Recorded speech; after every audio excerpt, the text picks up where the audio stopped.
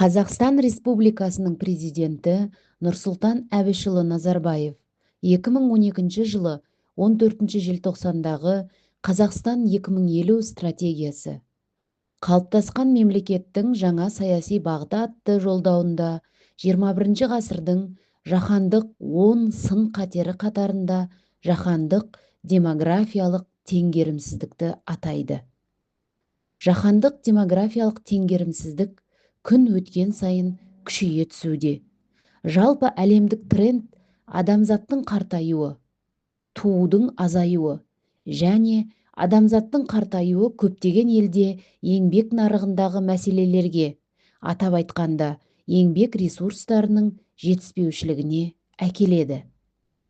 Біз Қазақстанда жекелеген өңірлердегі заңсыз еңбек мигранттары жергілікті еңбек нарықтарын тұрақсыздыққа әкелген көші-қон қысымымен бетпе-бет келіп отырмыз. Таяу болашақта кері процеспен елдің шегінен тыс жерлерден бізге келетін еңбек иммиграциясымен бетпе-бет келуіміз әбден мүмкін. Біз жас ұлтпыз. Еліміздегі орташа жас 35. Бұл біздің адамдық әлеуетімізді сақтауға, әлемде дұрыс орнығуымызға зор мүмкіндік береді. Бүгінгі күні алға жылжуға бізде жақсы негіз бар. Елімізде әрбір іздеген адам табуына болатын жұмыс бар. Оның үстіне біздің жұмыс істеп, өзімізді асырауға мүмкіндігіміз бар.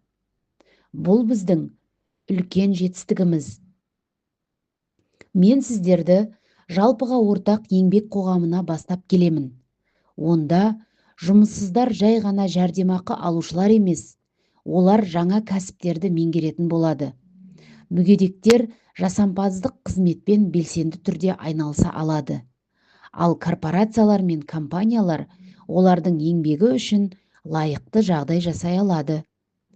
Біздің жастарымыз оқуға, жаңа ғылым білімді игеруге, жаңа машықтар алуға, білім мен технологияны күнделікті өмірде шебер де тиімді пайдалануы тиіс. Біз бұл үшін барлық мүмкіндікті жасап, ең қолайлы жағдайлармен қамтамасыз етуіміз керек. Нұрсұлтан Назарбаевтың Қазақстан халқына жолдауынан.